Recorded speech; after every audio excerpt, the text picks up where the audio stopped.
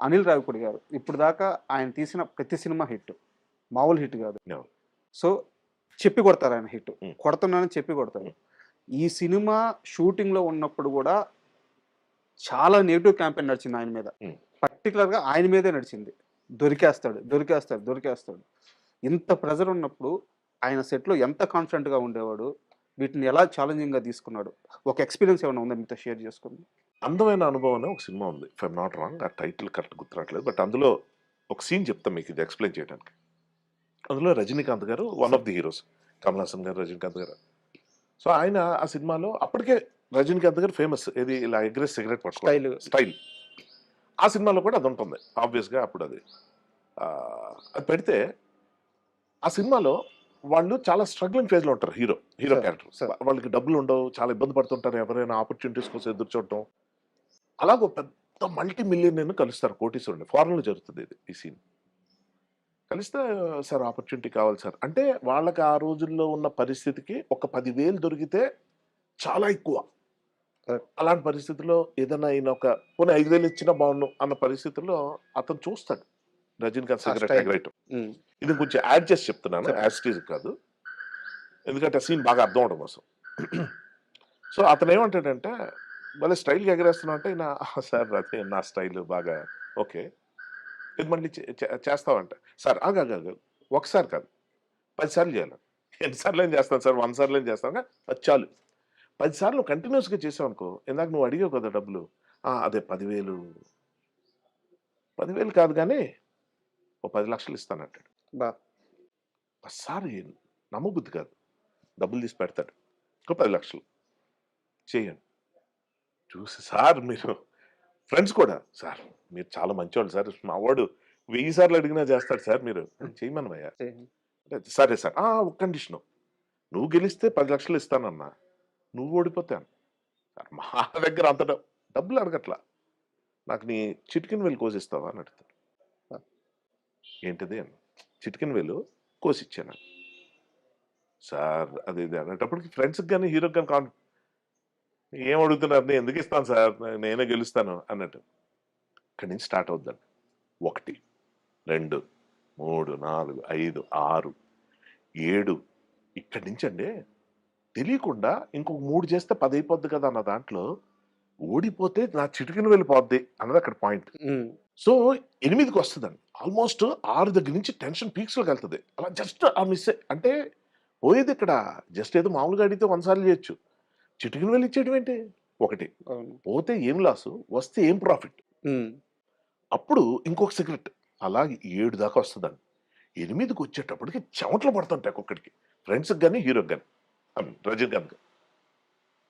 అప్పుడు 8 పట్టుకునేసరికి ఆల్మోస్ట్ ఇంకా 2 ఉన్నాయి. 9 ఆ ఓనర్ అలాగే చూస్తుంటాడండి. కాన్ఫిడెంట్‌గా ఉంటాడు. వీడికి చెమటలు అంటే ఇది గాని మిస్ అయితే నా వేలు పోద్దా అని చెప్పి 9 తెచ్చేస్తాడు. పట్టుకుంటాడండి. అమ్మ ఇంకొక్కటి అనేటప్పటికి 10 పట్టుకోడు పారిపోతాడు.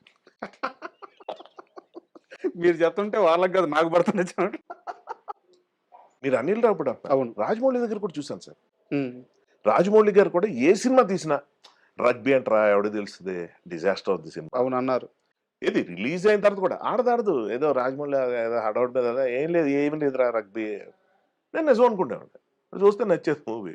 నాకే నచ్చిందేమో అనుకునేవాడిని. కలెక్షన్ ఇంకో రకంగా ఉండేది. అది ఫేక్. అరే! ఓకే. 'Magadheera' same topic. ఆ! ఆడదు. కొట్టాడు. 'త్రిబుల్ ఆర్' దాకా ఎళ్తే. 'బాహుబలికి' రాజమౌళి గారి ఇంటర్వ్యూలోనే ఉంటదండి. ఆయనే చెప్తాడు. ఫస్ట్ 'బాహుబలికి' 'బాహుబలి 1'కి భయపడ్డారంట. 1, 2 days are I'm not sure. ఒక రోజా, ఒకే వారం రోజు. ఫస్ట్ రోజు షో రిలీజ్ అయిన తర్వాత. ఏదో 1 వీక్ అనుకుంటా. ఆ! సార్. 3, 4 డేస్. ఎట్లా కొంచెం అంటే షాకింగ్ పీరియడ్ చెప్పాడాయన. అవును. అసలు డిజాస్టర్ టాక్ అంట సినిమాకి. అవును. అదేంటి? ఇందాక నేను చెప్పినట్టు కొన్ని సినిమాలు ఎందుకు ఆడతాయో కూడా తెలియవు. అందులో ఏముండదండి ఆడేస్తా ఉంటాయి. కాకపోతే ఏదో మ్యాజిక్ అనాలేమో దాన్ని. ఆ మ్యాజిక్‌ని అర్థం చేసుకొని మ్యాజిక్ లాజిక్ ఎప్పుడవుద్దంటే మ్యాజిక్ అంటే ఒకసారి అయి రెండోది పోయినప్పుడు. హ్మ్. అది లాజిక్ అన్న పదం ఎక్కడ వాడాలంటే మ్యాజిక్ ఎలా చేయాలో తెలిసిపోయే లాజిక్ ఒకటి ఉంటదండి. Correct. So, Anil Ravipudi middle class mind సెట్‌ని పట్టుకున్నాడు. Correct word. మిడిల్ క్లాస్ అన్న మైండ్ సెట్ గురించి నేను చెప్తే ఇది చాలా జాగ్రత్తగా వినండి. It is not about financial status middle class అన్నది. మైండ్ సెట్ గురించి చెప్తున్నా. 1000 కోట్లు సంపాదించినోడు కూడా మిడిల్ క్లాస్ మైండ్ సెట్ ఉండొచ్చు. అది ఎందుకు ట్యాప్‌లో నీళ్ళు అలా పోతున్నాయి కట్టేయండి. అరే బయట ఎందుకు నీళ్ళు కొంటారు? వాటర్ గురించి నేను చెప్తా. ఒక రూ. 20 ఖరీదు చేసే వాటర్ బాటిల్ గురించి. అక్కడ ఎక్కడో తింటే ఇంత అవుతుంది కదా! అదే ఇక్కడ చేసుకుంటే అయిపోతుంది కదా! అంటే అక్కడ డబ్బులు ఒకటే కాదు. బయట ఫుడ్ ఎందుకు తినడం ఇంట్లో చేసుకుంటాం. ఇలా మీరు చూస్తే చిరంజీవి గారు కూడా ఒక ఎగ్జాంపుల్ చెప్పారు ఆ మధ్య. సబ్బులు గురించి అది అవునవును. మీరు చూసుంటే. అవును చూసాను. 4 సబ్బులు అయిపోయేటప్పటికి అంటే అలా కలిపి కలిపితే అంటే కొన్ని వేల కోట్ల మనిషికి అది అవసరం. అంటే వేస్ట్ చేయటం వేరు. దుబారా చేయటం వేరు. యూజ్ చేసుకోవటం వేరు. ఈ తేడా తెలిసినోళ్ళకి నేను మాట్లాడుతుంది లేకపోతే వాళ్ళు చేస్తుంది ఏంటో అర్థం అర్థమవుతుంది. కరెక్ట్. పిసనాతనం కాదిది. కాదు. పిసినారితనం వేరు. వేరే. కానీ మిడిల్ క్లాస్ మైండ్ సెట్‌లో అది వాడి రిలేషన్‌షిప్స్ సంబంధించి కావచ్చు. వాడి అప్రోచ్ టువర్డ్స్ బిజినెస్ కావచ్చు. వాడి సైకాలజీ అంటే వాడి అండర్‌స్టాండింగ్ అబౌట్ సొసైటీ కావచ్చు. ఇన్ని యాస్పెక్ట్స్ ఉంటాయి సార్. ప్రతి ఒక్కడు మన రూట్స్ ఏంటంటే విలేజెస్ నుంచి వస్తాం. టౌన్స్‌లో వచ్చేస్తాం. అలా సిటీస్‌కొస్తాం. సో, మనం అలాంటి ఫేజ్‌లన్నీ చూసి వచ్చినోళ్ళ గురించి చెప్తున్నా. సో లేకపోతే ఇక్కడ పుట్టినోళ్ళు కూడా మెట్రోస్‌లో పుట్టిన బట్ వాటెవర్ వాడు ఒక లైఫ్‌ని వాడు స్టడీ చేసుకుంటూ వెళ్తున్న ప్రాసెస్‌లో వాడికో మైండ్ సెట్ ఫార్మ్ అవుద్ది. ఈ క్వాలిటీస్ ఉన్న వాళ్ళని మిడిల్ క్లాస్ మైండ్ సెట్ అంటాం. సో మీరు అంటే అనిల్ రావిపూడి గారు ఆ ఎమోషన్‌ని పట్టుకున్నారని చెప్పారు. సో నాకు ఆ వర్డ్ కోసమే నేను అడిగింది. అయితే నాకొక ఎగ్జాంపుల్ కావాలి. అంటే మనం ఇందాకే మాట్లాడాం. ఈ పిసినారితనం కాదు. ఇది ఒక మైండ్ సెట్ అని చెప్పి. ఇండస్ట్రీలో మీరు తిరిగే హీరోల్లో గాని, ఆర్టిస్ట్‌లో గాని, టెక్నీషియన్‌లో గాని ఇలాంటి మైండ్ సెట్ ఒక మిడిల్ క్లాస్ మైండ్ సెట్ ఇంకా పోకుండా ఉండే మనిషి మీ ఫ్రెండ్స్‌లో గాని ఎవరైనా ఉంటే ఆ మనిషి పేరు చెప్పండి. కాదు పోకుండా ఉన్నవాళ్ళ. అంటే అలా ఆ మైండ్ సెట్ ఉన్నవాళ్ళు. రాజీవ్ చాలా మంది అండి. హ్మ్. రాజీవ్ వెరీ గ్రౌండెడ్‌గా సార్ మీకు ఒకటే చెప్తా. అది నేను చెప్పక్కర్లా పేర్లు. హ్మ్. మీకు ఒక స్టేజ్ మీద మైక్ పట్టుకొని మాట్లాడే ఎవ్వరైనా సరే మీరు సందీప్ రెడ్డి వంగాని తీసుకోండి. అంటే ఏ రాజమౌళి గారిని తీసుకోండి. హ్మ్.